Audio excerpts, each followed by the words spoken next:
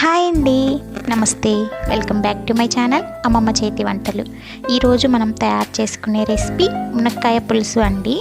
ఈ విధంగా మునక్కాయ పులుసుని ఒక్కసారి తయారు చేయండి. చాలా టేస్టీగా పుల్లగా చాలా కమ్మగా ఉండే మునక్కాయ పులుసుని ఎలా తయారు చేయాలో ఈరోజు చూద్దాం. తయారు చేయడం కూడా ఈజీ ప్రాసెస్లో తక్కువ టైంలో ఎలా ప్రిపేర్ చేయాలో ఈరోజు చూద్దాం. ముందుగా ఈ కర్రీ కోసం స్టవ్ వెలిగించుకొని ఒక ప్యాన్ తీసుకొని అందులోకి 3 టేబుల్ స్పూన్ ఆయిల్ వేసుకోవాలి. ఆయిల్ బాగా హీట్ ఎక్కిన తర్వాత అందులోకి 1/2 టేబుల్ స్పూన్ ఆవాలు, 1/2 టేబుల్ స్పూన్ జీలకర్ర, 1/2 టేబుల్ స్పూన్ మెంతులు, 1 టేబుల్ స్పూన్ శనగపప్పు వేసుకొని ఈ స్పైసెస్ అన్నీ దోరగా ఫ్రై అయిన తర్వాత అందులోకి 4-5 దంచుకున్న వెల్లుల్లి రెబ్బలు వేసుకొని ఈ పోపు అంతా బాగా దోరగా ఫ్రై అవ్వనివ్వాలి.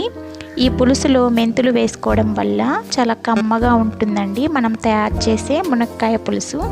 ఈ విధంగా అన్నీ బాగా దోరగా ఫ్రై అయిన తర్వాత అందులోకి 1 మీడియం సైజ్ ఆనియన్ని సన్నగా పొడుగ్గా చాప్ చేసుకున్నది, కొంచెం కరివేపాకు వేసుకొని ఆనియన్స్ కొంచెం మెత్తబడేంత వరకు ఫ్రై చేసుకోవాలి.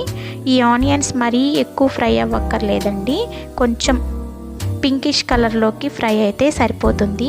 ఏ పులుసులోకైనా ఆనియన్స్ మరీ ఫ్రై అయితే బాగుండవు.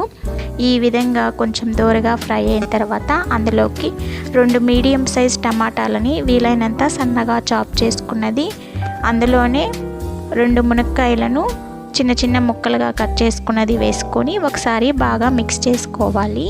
ఈ ఆయిల్లో ఈ మునక్కాయలు టమాటాలని ఒక 2 మినిట్స్ బాగా ఫ్రై చేసుకోవాలి.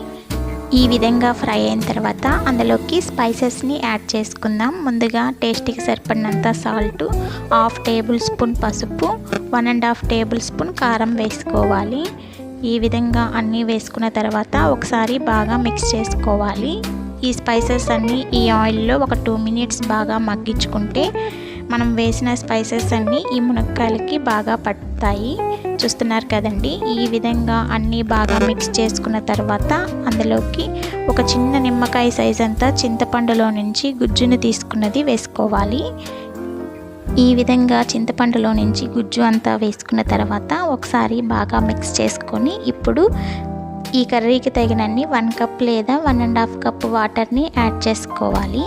ఈ విధంగా వాటర్ని యాడ్ చేసుకొని ఒకసారి బాగా మిక్స్ చేసుకొని ఈ స్టేజ్లోనే సాల్ట్ సరిపోకపోతే సాల్ట్ని అడ్జస్ట్ చేసుకోవాలి.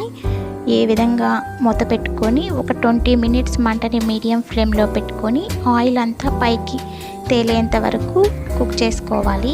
ఈ విధంగా మంటని మీడియం ఫ్లేమ్లో పెట్టుకొని కుక్ చేయడం వల్ల మునక్కాయ పులుసు చాలా టేస్టీగా కమ్మగా ఉంటుంది. చూస్తున్నారు కదండి. ఈ విధంగా 20 మినిట్స్ తర్వాత పులుసు అంతా దగ్గరికి కుక్ అయ్యి నూనె అంతా పైకి తేలింది కదా. ఈ స్టేజ్లోనే స్టవ్ ఆఫ్ చేసుకొని సర్వ్ చేసుకుంటే ఎంతో టేస్టీగా కమ్మగా ఉండే మునక్కాయ పులుసు రెడీ. ఈ మునక్కాయ పులుసుని వేడి అన్నంలో వేసుకొని తింటే చాలా టేస్టీగా కమ్మగా ఉంటుంది. మీరు కూడా ఇదే విధంగా తయారు చేసి ఎలా వచ్చిందో కామెంట్స్ ద్వారా తెలియజేయండి.